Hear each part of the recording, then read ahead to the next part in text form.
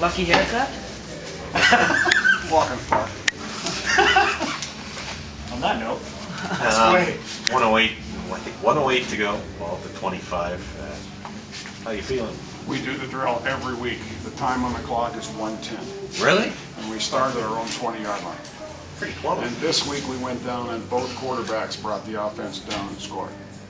I had full confidence that we would do well in that drill. Now I know the kids, they still had to go out and perform it, and they're against real live guys coming after them and all the rest of it, but I'd like to think we were ready for that situation in the ball game, and the results were pretty good. Now what they had done the last time was we ran that route combination was they had dropped two high guys, let the low guy go.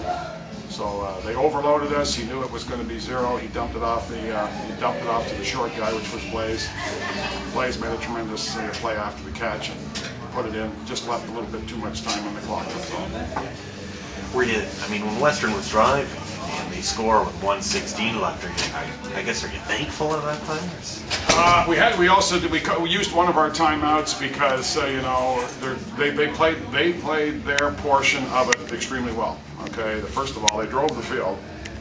Second of all, when it got down there to about 1:32, I had to use a timeout. They scored on the next play because we could have lost potentially 40 seconds, and then they would have kicked the field goal and left us no time. So we had to gamble. The law of averages were with us in that situation. Took the timeout. Could not have predicted that they would score on the next play, but they did, and that gave us enough time to do what we needed to do. How about some of the third down gambles worked out in the first half? Like one paid off, you hit the home run with it, and the other one, well, I guess it wasn't third down. First and goal, the one with 3 seconds left, and it doesn't work out. Like we had a situation there where we just had a personnel issue there. Okay, it was one of those things we called a timeout. Somebody came off the field, and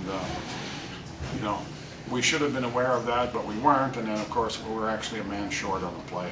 So, and ironically, the guy who should have been covering that guy made the tackle. So that's the way it works in football. I mean, we could have come in here up 21-3 and really had them back on their heels. Instead, what we do is we allow them a big stop. They got a little bit of life as a result of that one. So we'll have to take better care of that in the future. When they scored with about 1:16 left, actually when you guys scored to go ahead, it was hard not to sort of reflect back on that game against McMaster. I mean, 2003, they were, the kickoff and stuff. Just what can you say? Just how Western just did not quit. I wasn't thinking about that. Oh, I know you were. You guys were. I wasn't. We have a very athletic cover team. I thought we did a pretty good job on kickoff cover all day. So what we did was, ironically, Ryan Granberg, he got winded on the touchdown, and he had to come off that. He's a very fast guy, but the guy we put in was Jimmy Allen, who was an adequate cover person.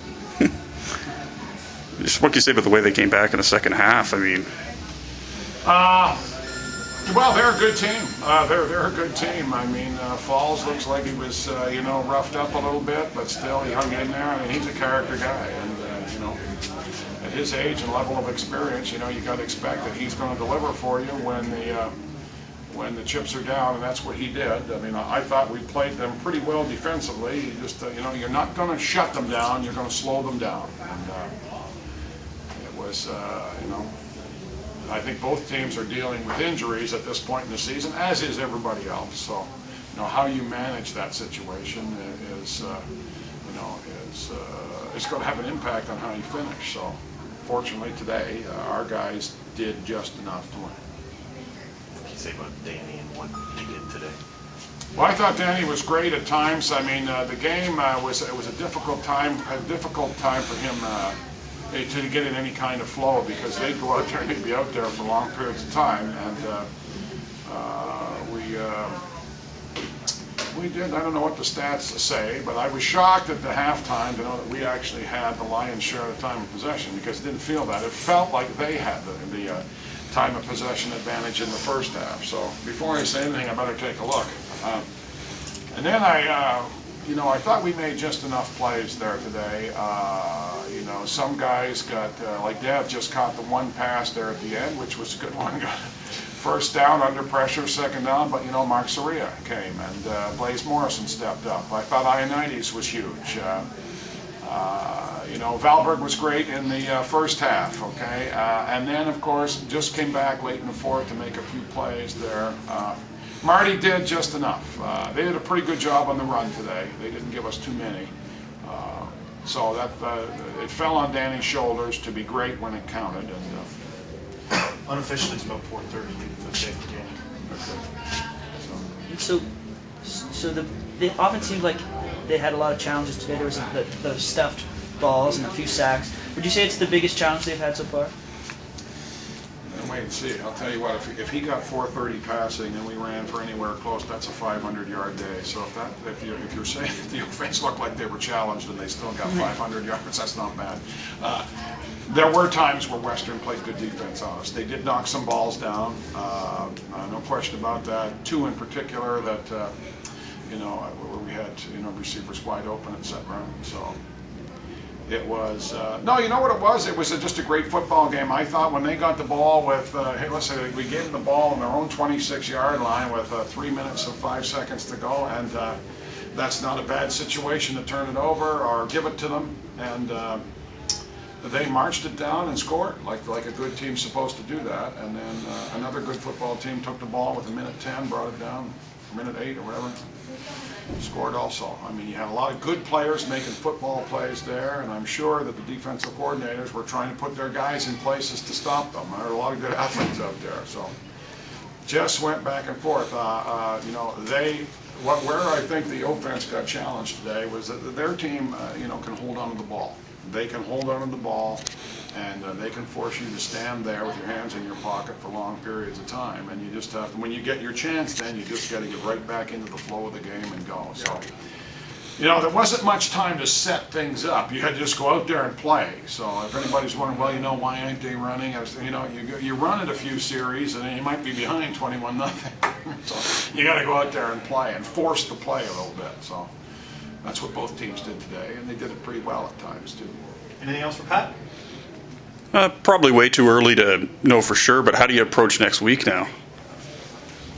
Well, let's take stock of how we did in the injury department, and then we'll see. Okay. Okay. What does home field advantage mean now? Well, I think anybody, any team prefers to play at home. Okay, so your week of practice is not interrupted. You get a good Friday night. You're not sitting in a bus. Our guys react very positively to that, just the way everybody else does. Okay, we've been perfect at home this year.